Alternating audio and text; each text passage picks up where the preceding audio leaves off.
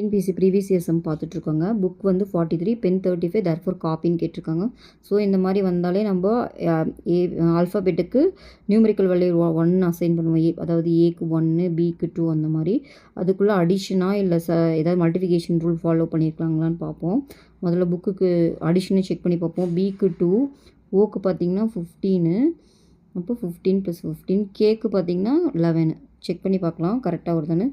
30 1 41 அப்போ அடிஷன் தாங்க பண்ணியிருக்காங்க. பென்னும் செக் பண்ணி பார்த்துடலாம். பென்னுக்கு பார்த்திங்கன்னா பிக்கு வந்து பார்த்திங்கன்னா 16, ஈக்கு பார்த்திங்கன்னா 5, எண்ணுக்கு பார்த்திங்கன்னா எண்ணுக்கு என்ன வரும் 14.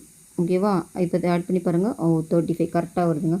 அப்போ கண்டிப்பாக இதுக்கும் ஆட் தான் பண்ணியிருப்பாங்க. சிஓபிஓயோட வேல்யூவை ஆட் பண்ணணும். சிக்கு என்ன 3, ஓக்கு 15, பிக்கு என்ன வரும் இப்போ தானே போட்டோம் 16, ஒய்க்கு லாஸ்ட்டுக்கு முன்னாடி லெட்டர் அப்போ 25. ஓகேவா? ஆட் பண்ணிங்கன்னா இது 40, 56 ஒரு 3 59. அப்போது சி தான் இது கரெக்டான ஆன்சர். ஓகேவா? தேங்க்யூ.